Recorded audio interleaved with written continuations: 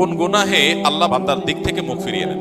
এই বিষয়ে প্রসিদ্ধ একটা হাদিস আছে, নবী সাল্লাল্লাহু আলাইহি ওয়াসাল্লাম বলেছেন, তিন ব্যক্তি এমন আছেন যাদের সাথে কিয়ামতের দিন আল্লাহ কথা বলবেন না, তাদেরকে আল্লাহ তাআলা পবিত্র করবেন না। এই মানুষগুলো যাদের থেকে আল্লাহ তাআলা মুখ ফিরিয়ে নেবেন, তাদের সাথে আল্লাহ কথা বলবেন না, তাদেরকে আল্লাহ পবিত্র করবেন না।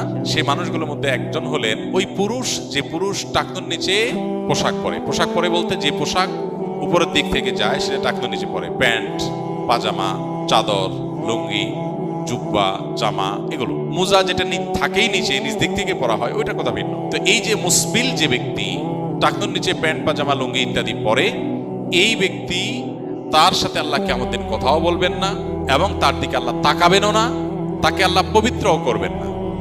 এই তিনটা ভয়াবহতা এই ব্যক্তির জন্য আছে, যে ব্যক্তি টাকনুর নিচে প্যান্ট, পাজামা, লুঙ্গি পরে। আমাদের দেশে অনেকে আছেন মসজিদে নামাজ পড়তে আসলে তখন প্যান্ট ভাঁজ করে। অনেক মসজিদে মুয়াজ্জিনরা মাইকে বলেনও যে টাকনুর নিচে যাদের প্যান্ট